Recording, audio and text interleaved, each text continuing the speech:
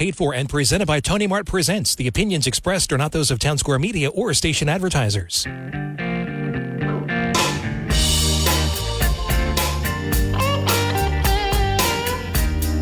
Hey, how's everybody doing out there? Welcome to Tony Mart Presents music, food, fun, travel, and community professionals. And talk about travel.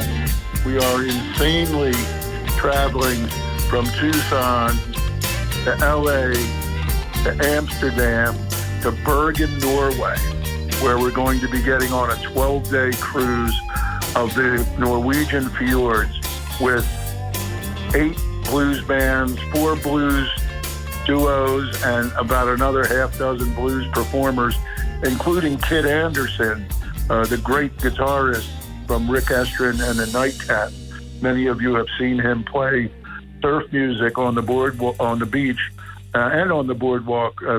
Truly one of the greats. Anyway, I want to start off again by saying happy birthday not only to my phenomenal wife and the producer of the Summers Point Beach concerts, the Atlantic Care concerts on the beach, which, by the way, start June 14th with a great, really hot national touring act that has never been in South Jersey before. A group that is very much like Tedeschi Trucks, and they're doing extremely well with that sound, and it's Bywater Call. For those of you who know New Orleans, you know that a section of New Orleans is called the Bywater. This is a Toronto big band with several horns, big Hammond B3 organ, great vocalist and guitarist who are the center point, very much like Susan Tedeschi and Derek Trucks. And that's how we're opening the Summers Point Beach concert. But happy birthday today to the chairwoman of that committee who works tirelessly to put that together, my fabulous wife. I knew I was getting a great wife. I didn't know what a great producer I was getting. She is just incredible. And, you know, a man could not hope to be blessed with more than that, but I have the Grizz, Terry Vizzoni, who is my old college friend from way back here in Pima College in Tucson, and she's celebrating a birthday too. And so together we're celebrating before we all leave Tucson. She's going back to her other job in the fashion business in Chicago, but she'll be in Jersey for the summer. She's smart. She knows the best place to be is on the boardwalk and the beach. And I want to wish both Nancy Marotta and Terry Vizzoni heartfelt. I love them both so much, and my wife is just the best.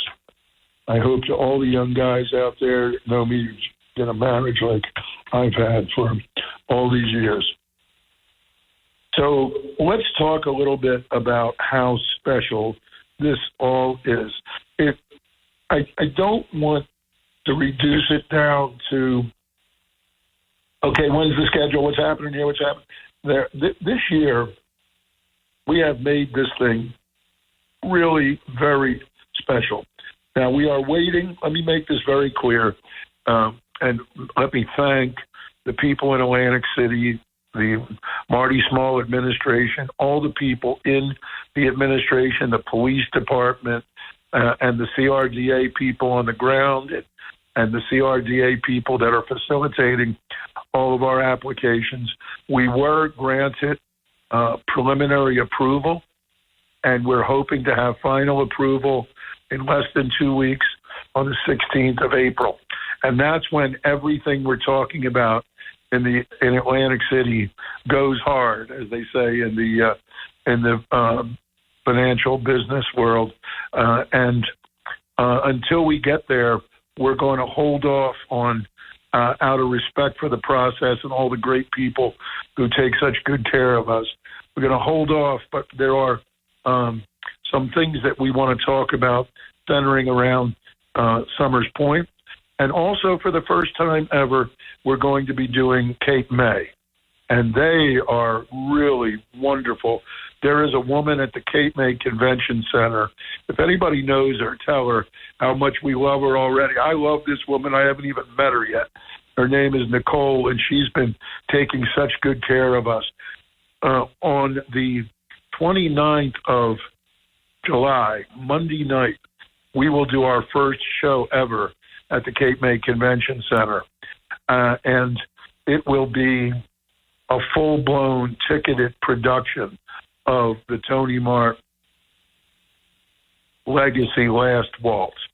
And we will do that show in Summers Point as part of the regular beach concerts on the 26th of July. For those of you who know me personally, you know, we're getting around my birthday. I usually celebrate at least 30 days, and that's smack dab in the middle of it. So we have a legacy to this Last Waltz, which is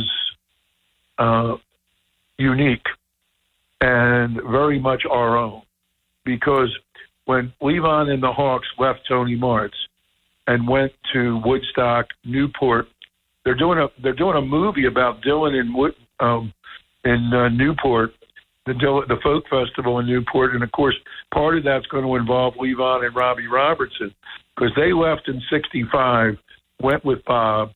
That's what Levon used to always say, with Bob.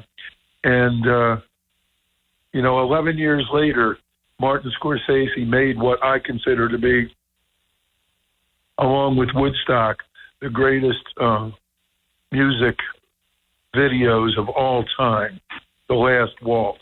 And The Last Waltz is not just about Bob Dylan and the band. It's about all of the guest stars, the people who absolutely loved the band and Levon and the Hawks. For instance, Eric Clapton, who, when he saw the band, went back to England and got Stevie Winwood and said, we want something with more depth, more texture. And that's how Blind Faith was born. Of course, Dr. John was always a part of it. The New Orleans Southern sound was never far from the band. They did a lot of New Orleans stuff. Alan Toussaint, of course, with all the horn arrangements. And there are a lot of people in the movie that you're going to... Bob Margolin was with Muddy Waters, the guitar player, the famous blues guitarist, now steady rolling, Bob Margolin. He will be on the beach performing The Last Waltz. And this is something that has never been done before. And we have taken this now, not stepped it up once, stepped it up twice. We are so far into the legacy of what makes us great. And by the way, speaking of great, we are hoping and praying that we get nominated. We'll know later this month if we get nominated for the USA Today poll for the #1 outdoor concert venue in the country. And honestly, I believe that if we are nominated and if you are kind enough to vote us in again, it's because of what I'm talking about right now. And we are going to have Everybody Loves Johnny Sansone. He is going to be a part of that. A lot of these guest stars are doing things like Bob Margolin with Muddy Waters, and I'm talking about people like Dr. John and Eric Clapton. Van Morrison does one of the greatest videos of all time. In fact, it might be, go get The Last Waltz. It's either free or $3. Martin Scorsese's movie, and see Van Morrison. It's beyond belief how great he and the band and Robbie and together, Ricky Danko and Van Morrison up front. It's as good as it gets.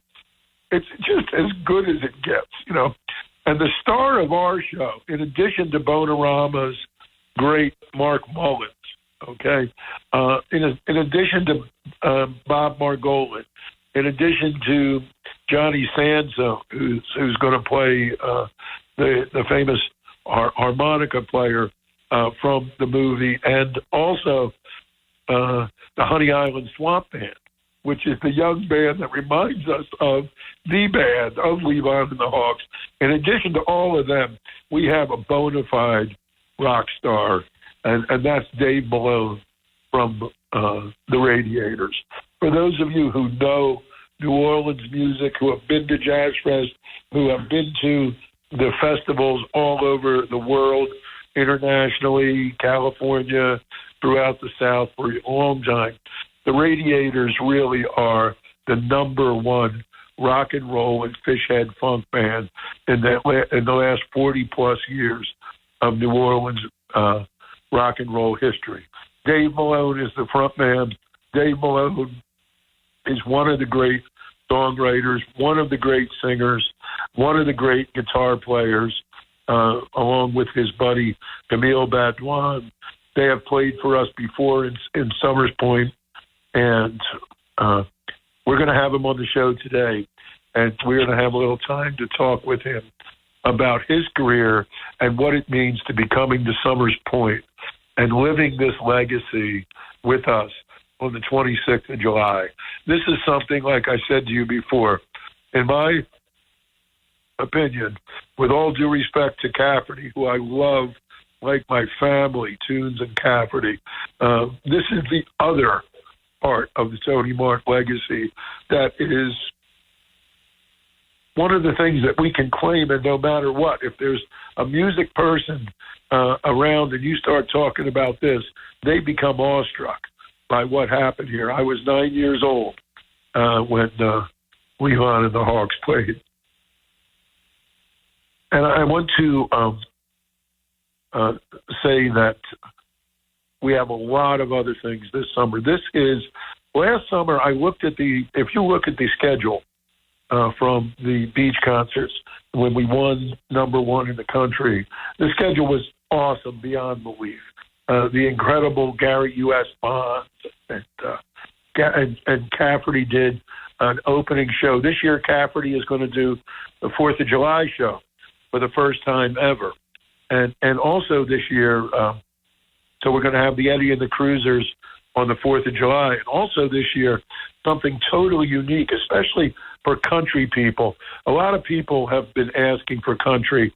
I'm not a huge country fan, but this is Cajun country fiddling and Bourbon Street entertainment, the unique and best in the world. And on Mardi Gras weekend in Summers Point, Friday the 5th of July, after John Cafferty plays the Eddie and the Cruisers concert on Thursday the 4th of July, we're going to have Waylon Thibodeau. And in addition to Waylon Thibodeau, who you will love him, anybody who wants to hear the real deal Louisiana Cajun fiddler, this is the guy. He was in Tab Benoit's Voice of the Wetlands, All-Stars, and he is considered one of the most popular and one of the greatest of a guy who worked for 30 years on Bourbon Street, okay? So this guy, at Toulouse and Bourbon for all those years, knows how to entertain the crowd. And he'll be entertaining in Summers Point, not only at the beach concert on July 5th, but at Jersey Gumbo on Monday the 8th. This year I've arranged to have him and Ben Levin and his New Orleans piano sounds. And also on the beach Friday night, we're going to have Danny Iyer performing. And also on the at Jersey Gumbo, we're going to have Billy Walton and Destiny Monroe performing as part of this big package. We just call it was an idea that Janice Johnston and I came up with last year, because we do so much Mardi Gras. In Atlantic City, we do Mardi Gras, but, my father used to say Santa Claus on the 4th of July. Well, we're going to have Mardi Gras on the 4th of July on Friday the 5th on the beach and the 8th at Jersey Gumbo. So we're looking forward to interviewing today for most of the show. Truly one of the greatest and biggest names. It is a huge thing to have Dave Malone come and perform for us in Summers Point. And I want everybody to mark down the 26th to see that show, The Last Waltz. It'll be over 2 hours with all those people on Friday, the 26th of July, when it's best. There's no place better and the Jersey Shore dry, right? We don't want to be here in Tucson. Dan's just walked over here, and I want to talk about some of the sponsors that make this happen. First of all, Rich Gerber is just such a great sponsor, supporter, and also a great wine connoisseur. And we enjoy doing the wine thing, and we work with Chet Malloy to enjoy some of the great wines that we get from Circle Liquor. But, you know, for almost 50 years, Rich Gerber has been the really premier financial advisor, and he has Gerber Insurance, and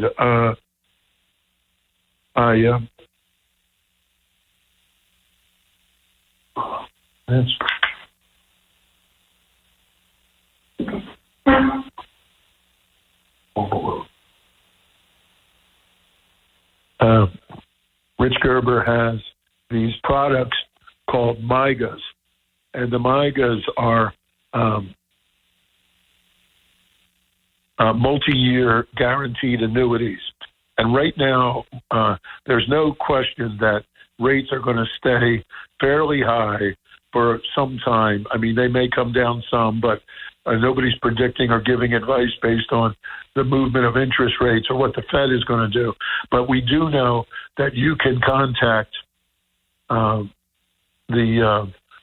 MIGAs, and you can contact Rich Gerber at 609-653-9100, and you can make an appointment to meet with him, talk with him over the phone. He's right in Linwood on Central Avenue, and he's got not only the MIGAs, he's got the different annuities and all of the different items that are available. And he will sit with you and talk with you about your family and about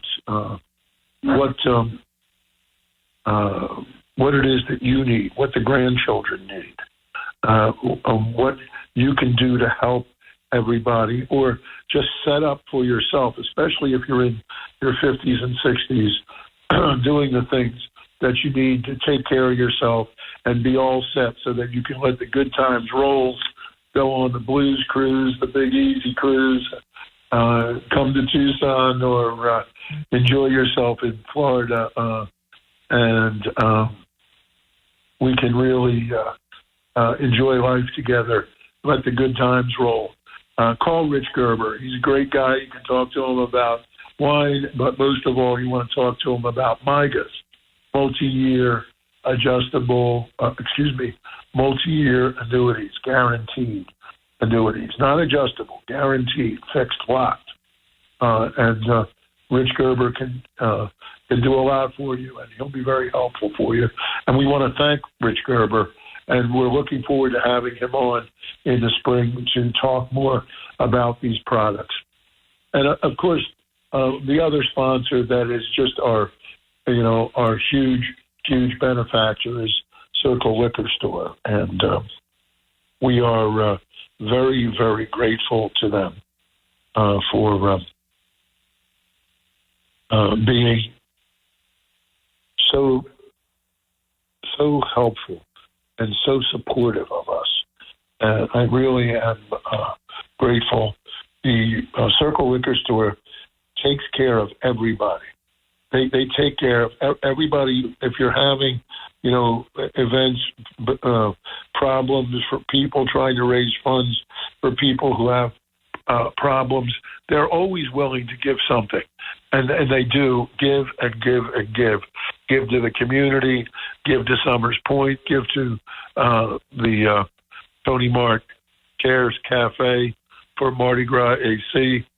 And they really do so much. And I want to thank them. And I want to say to you that, you can really enjoy yourself there and go and see the people there. Chester Malloy is really smart and really helpful, knowledgeable, recommending all kinds of great wines. And his son now, we call him Chet Light, is also very helpful. And so is JM, the big guy, Jordan, the craft beer guy. Jordan tells me that they have over a dozen new craft beers and microbrews every week coming in. They're getting all the newest cocktails in a can. They're getting everything that the producers and distributors can possibly get to them, because Circle is so powerful and so important. And we're again very grateful to them for all that they do, whether it's the good old days or the concerts on the beach in Summers Point. Thank you to the Circle Liquor Store. Please go over there and make yourself take advantage of over 200 bourbons, a huge selection of single malt scotches and whiskeys and rye whiskeys and rare whiskeys, which they can order for you. And, of course, the wines, unbelievable, the wines, the blends. Last night we had Bodyguard from Dow. Chet can get you that. Wonderful from Paso Robles. Or now we're going to have Phantom. I didn't even have a chance to talk about Phantom Blues Band, but we'll talk about Phantom, the wine blend. And we also will mention, before I bring Dave Malone on, that the week before we do the last waltz, and I know, Dave, that you'll get a kick out of this. We have no less on that beach Taj Mahal's Phantom Blues Band with Curtis Salgado in a rare headline tour together. Phantom Blues and Curtis Salgado coming to the beach. So you're going to be primed up pretty good the week before you get there. Everybody, I can't tell you how proud at Tony Mart's we are to introduce one of the greatest Americana fish head funkers and rock and rollers we have in this country, Dave Malone. Dave, thank you so much for taking the time to do this. My pleasure, Carmen. I'm glad to be here. Thanks. Oh, we're glad to have you, my friend. So tell us a little bit about the Radiators, how that came together. When I walked into Tipitina's and saw you for the first time, my reaction was just this, Dave. Oh, I see. This is the rock band. The Nevilles are the funk band. This is the rock band. Yeah, that's pretty much it at the time, yeah. Well, myself and Reggie, the bass player, were in one band called Road Apple, and then Ed on piano and vocals and songwriting along with me, and Camille, the other guitar, and Frank, the drummer, were in another band called the Rhapsodizers. And we were all kind of not 100% pleased, I'm trying to be kind here, with the band we were in at the time. So we decided, Ed invited us all to come over to his little garage recording studio, not a studio, just a space. So it just dawned on me that we actually all are a real garage band. And no kidding. So we figured, Reggie and I figured, okay, well, we'll go over there.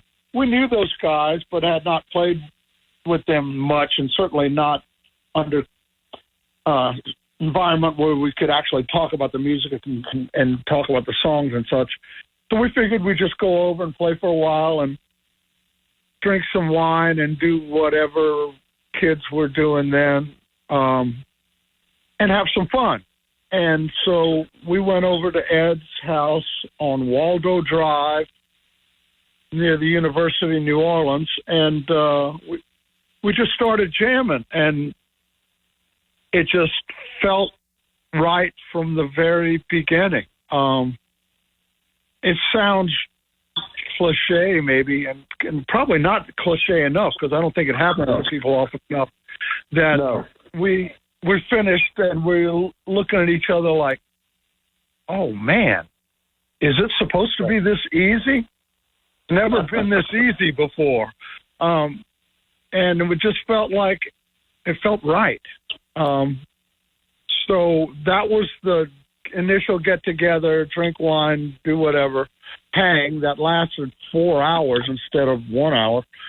And then so Ed decided that he would we got together very soon after that, and Ed decided his master plan was he was going to bring an original song of his that he knew for certain that his then band could not play.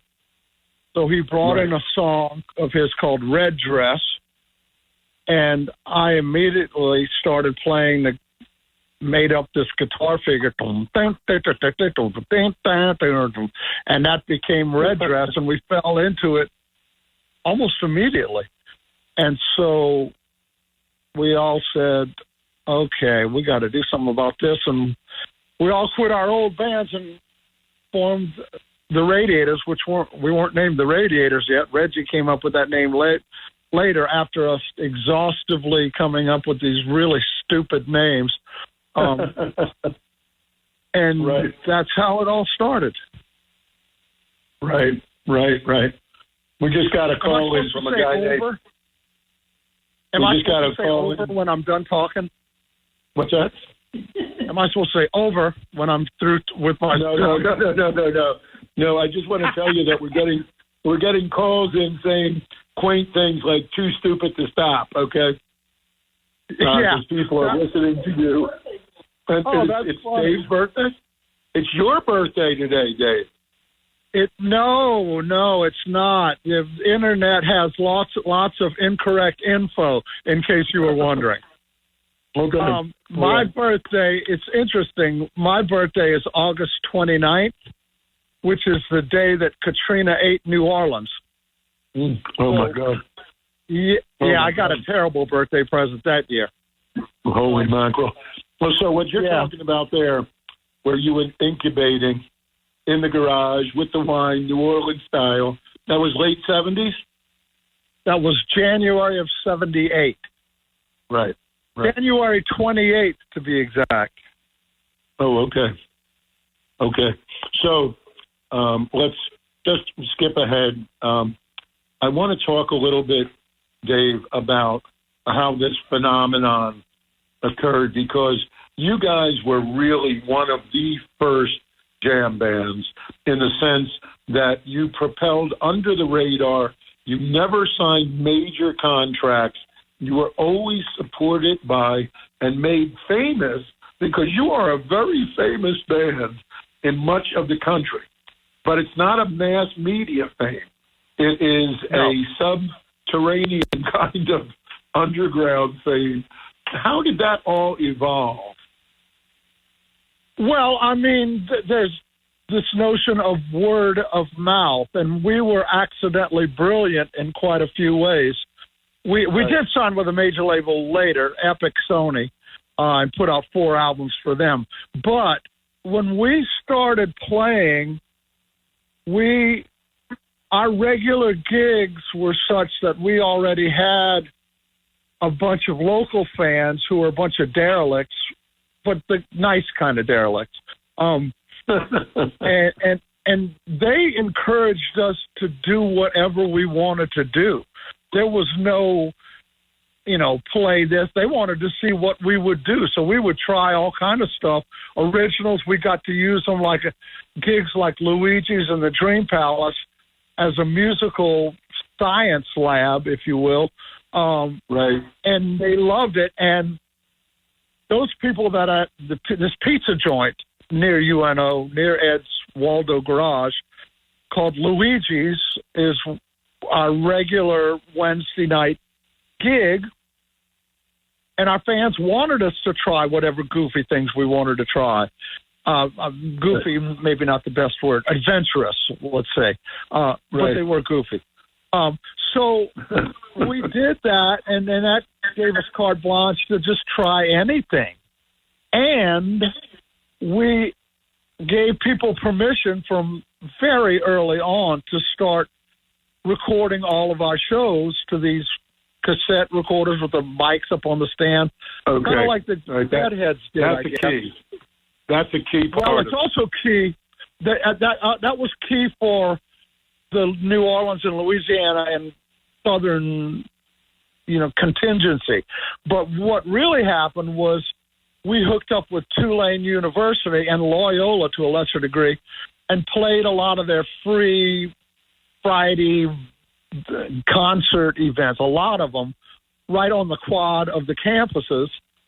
Right. And so people were recording our shows, but that year's seniors would bring these tapes home to their houses in Chicago, Miami, New York, New Jersey, Minneapolis, San Francisco, Seattle, wherever, and play them for their friends there and their siblings, so that when we eventually would go on to these areas, this bunch of kids already knew our music.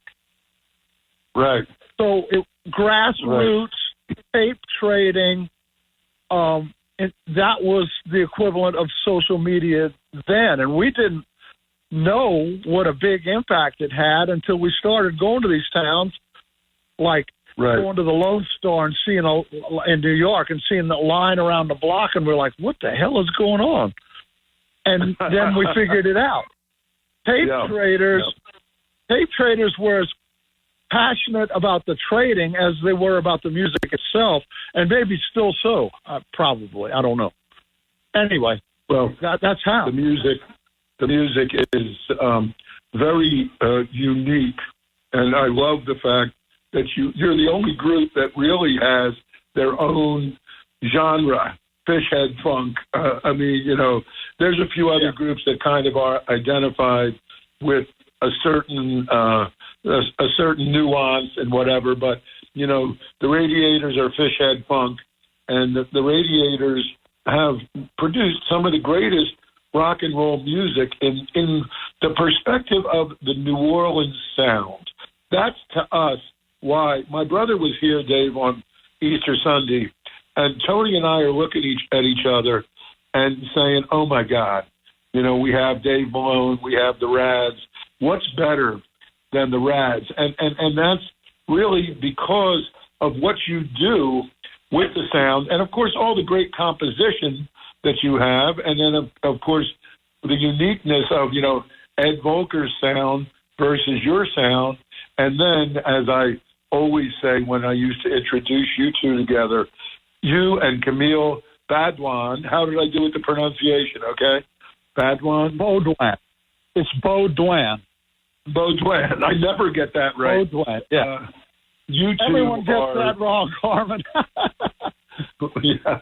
You two are the greatest 1-2 punch since, the days of Duane Allman and Dickie Betts. I mean, it was just an incredible thing. And what I love about it is we're not talking in the past tense. You're going to be on that stage. I'm so proud that we're going to have you after you perform with Joe Bonamassa and Bonnie Raitt at the very end of the Jazz Fest. It's just a shame that you're opposite some of the greatest bands in the world, and nobody's happy about that, right? But yeah.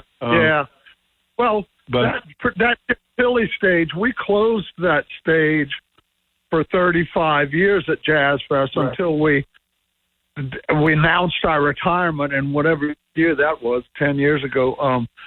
But now we're playing third to last. It would be us, then Joe Bonamassa, then Bonnie Raitt, and that's just the way things work out. But getting back to the Camille and I thing, you're not going to believe this because it sounds unbelievable, but from the very first time we jammed in the Waldo Garage, we would play guitar lines either in unison or in harmony, never having worked them out, and look at each other like, what the hell was that? And we don't talk about it because we don't want to jinx it. But it's really true. And we've, I can't say this strongly enough. The people that are in bands that don't have that moment when they realize, when they're playing with the right people, that don't realize that, this is how it's supposed to be.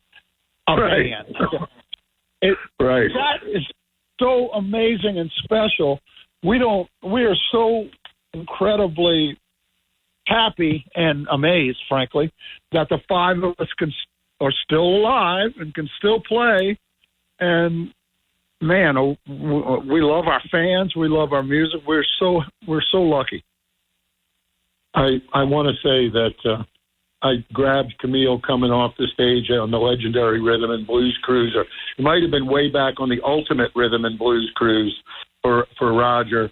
And I said, Camille, when you came off that bridge and Domino, I mean, that was just the most incredible thing you did. And he said, Carmen, when I do that, I don't even know what the hell I'm playing. Yeah. It's part of the chemistry that you're talking about. It's stream of consciousness playing. Kind of. Right. I mean, it's not. We don't have. We don't rely on music theory. In fact, we play things that when we figure out they sound ridiculous and cool in the context of a song, and then we'll actually sit down and say, "Wait, what are you playing right then?" We'll play it together, and we're going, "That shouldn't work musically." But it does. It's like, and that thing with two lead singers, I don't want to segue into this, although I'm sure you wouldn't mind. But like the band had three excellent lead singers, and we have two lead singers, and it's a cool thing in a band to have that, I think. Yes, it is. Yes, it is. The band actually did many songs, as you know, that were lead songs with three different singers. I mean, The Weight, of course, perfect example, the most famous and powerful of those. Yeah. And that's the way it was, Dave. Yeah. That's the way it was. It wasn't, when the band there was no ego bullshit. It was just, hey, I think this song would be best for you to sing. Right. Well, there were certain songs that were Levon songs, and the high end went to Ricky Danko. But when they needed someone that could sing a masterpiece, they all looked at Richard Manuel, because he was such a phenomenal vocalist. He was known up and down the Jersey Shore as being an incredible Ray Charles. I mean, just, ridiculously great. Before we move on to the band, I do want to just ask one more thing, a little bit about the music. We have always loved, we love a lot of things you do, but we always loved New Dark Ages. Thought that was one of your masterpieces. How do you feel about what you would elevate as some of your best work? Are you talking about the song or the album? Well, the album really, although you can go anywhere you like with it, really. Well, that's one of my favorites, too. That one and what we call the Black Album, that's just titled The Radiators. We did it as a joke play off of the Beatles' White Album, but it was kind of silly. But those two, well, I go back and forth. Today, those two are my favorite albums. I'm amazed that, people don't know this, or don't seem to know this, but Ed is one of the most amazing songwriters ever. And yes, I'm shocked that people don't seem to be aware of that. And I got to co-write with him and then write my own songs as well. And we have such a weird, wide range of, you said something earlier about our sound. We started calling it Fishhead music because in interviews, we didn't know what to call it. It's because we had so many different kinds of things. And Ed was writing a music column in a local rag under the pen name Zeke Fishhead. So we started Fishhead music, and that stuck. And then we came up with all these slogans and weird stuff like starting at 11:11 and too stupid to stop and just like music, only different. And all that came from this silly viewpoint and kind of not seeming to take ourselves too seriously, but trust me, we take the music very seriously. Oh yeah, well, you're seriously one of the greatest bands in the history of rock and roll, and anyone who doesn't buy into that statement, man, just lost the whole thing, because the intricacies of what you do, but not only that, the symbiosis of the way you all play together, it's worthy of talking about you in the same interview with the band. And that's a hell of a compliment, to be able to say that, when I started this idea of doing the Tony Mart legacy, 11 years after they left the Mart, Scorsese did the movie, I saw you do The Last Waltz with Don Was and, the Stones guy and all the other people in it.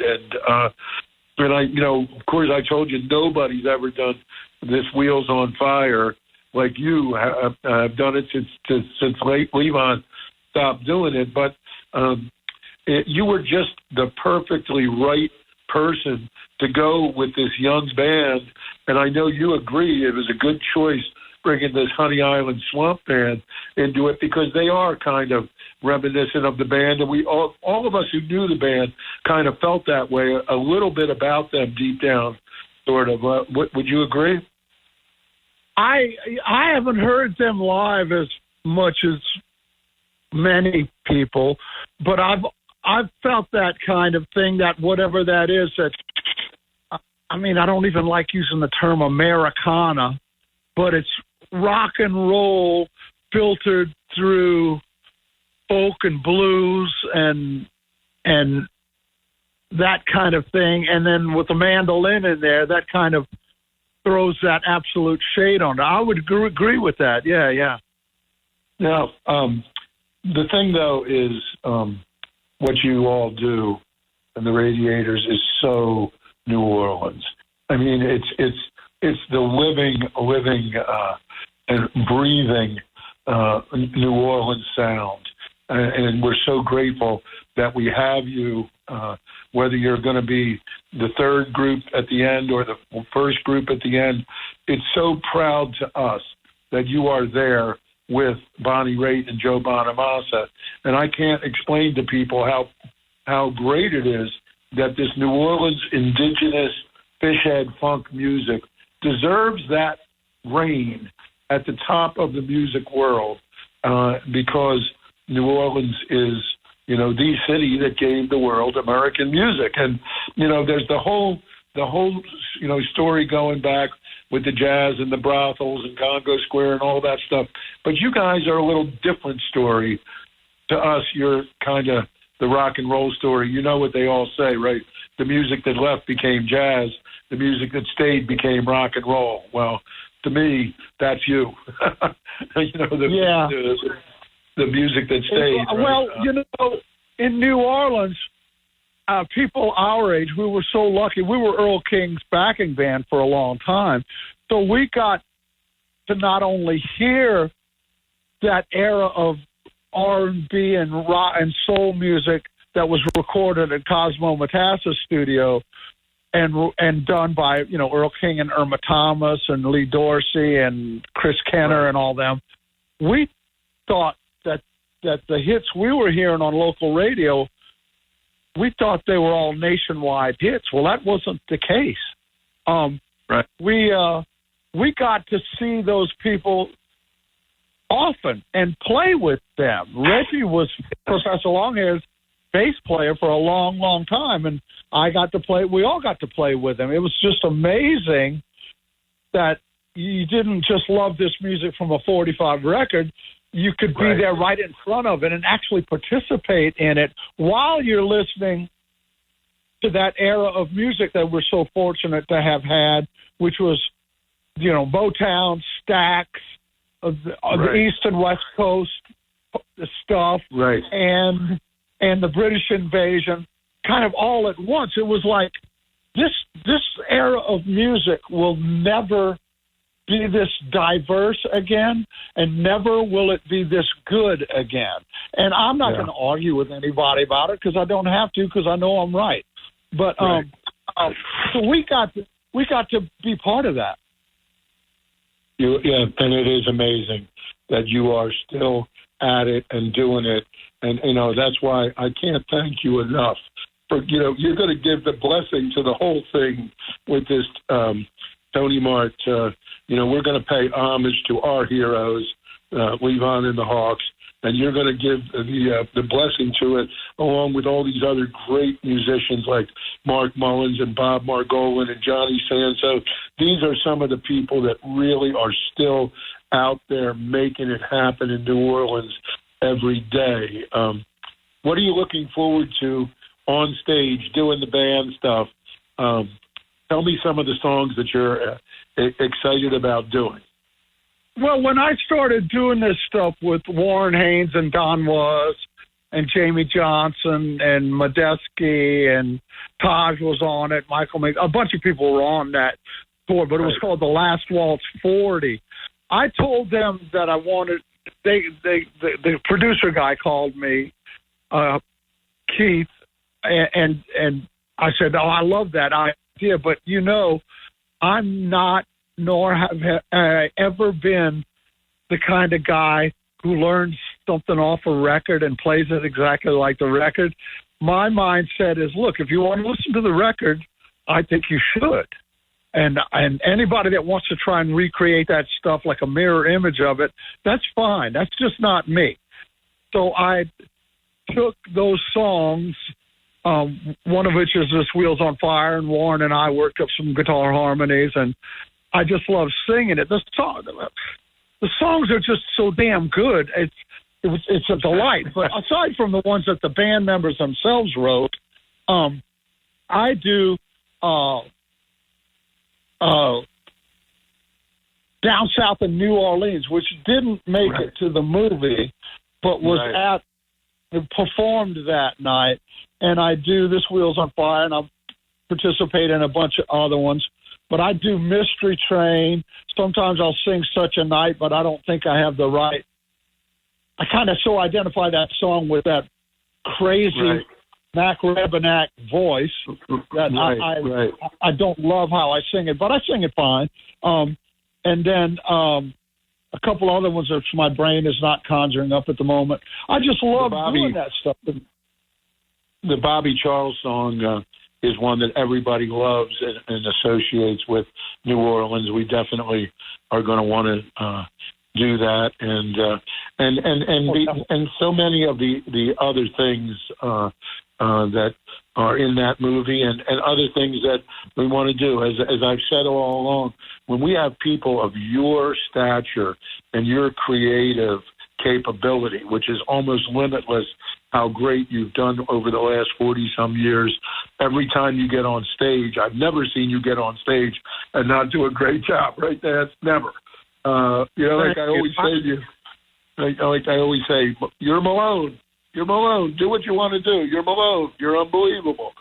Well, that's what I do, because you know what? I have just the greatest respect for this music, but I also want to bring my own thing to it if I can. Right. And if the end result, if it sounds like it stacks up, then I'm good. Okay, good. I'm not only honoring the song, and I'm doing my own thing to it, so it's become a different thing. Because, I mean, a lot, largely music should evolve, I guess. Maybe not all the times, but largely.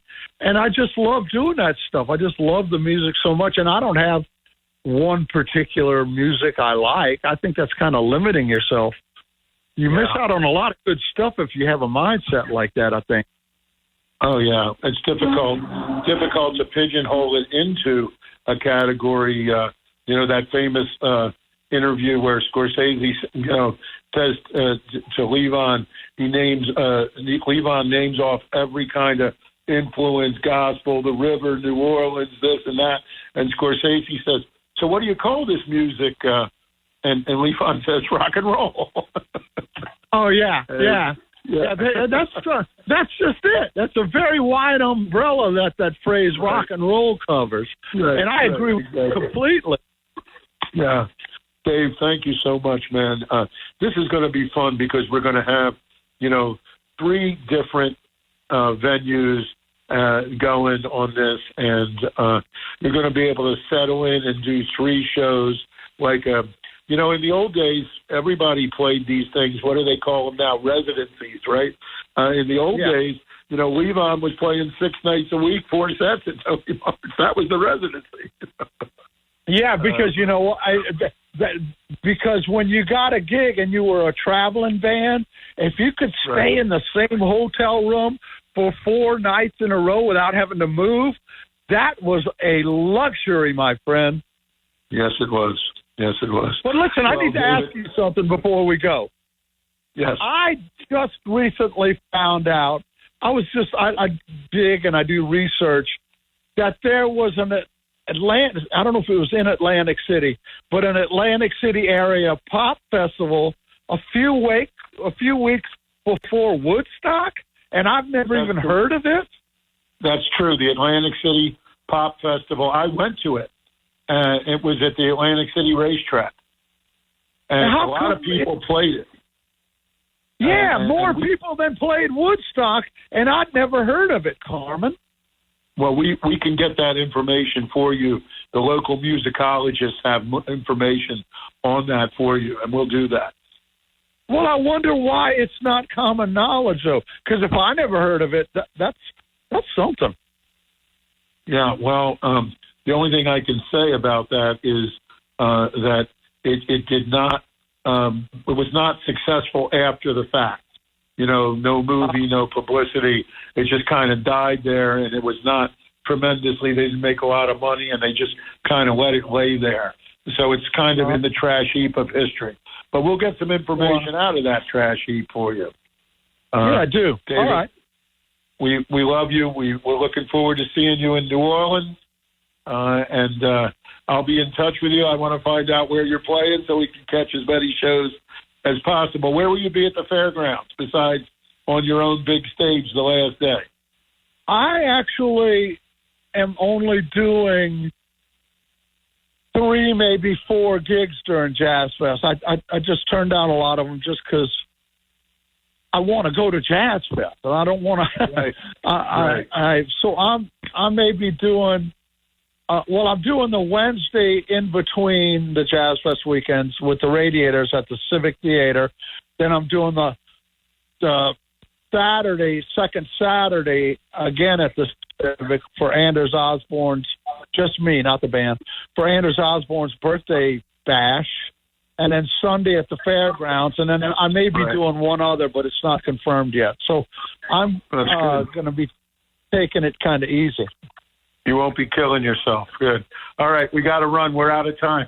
Dave Malone, all right. You know how much we love you. Y'all. We love you, and we thank you, and we'll be in touch. All right, man. Bye. Take care. Take care. Bye-bye. All right, everybody. We went way over time, of course, so we have very little time left to talk about it. I am looking forward very much to that. A very important part of rock and roll history will be reenacted, cinematographic history as well, with Dave Malone from the Radiators and that entire show. The week before, the great Phantom Blues Band, one of the greatest bands in the world, Taj Mahal's band, will be there with Curtis Salgado, one of the greatest, what they call blue-eyed soul singers, the man who taught the blues to the Blues Brothers. That'll be all together at the same time, those 2 weeks in late July, after we do Mardi Gras in July, and we do the Eddie and the Cruiser show on the 4th of July. So until we get there, until we talk with you next time and see you, all we have to say is let the good times roll. The preceding program was paid for and presented by Tony Mart Presents.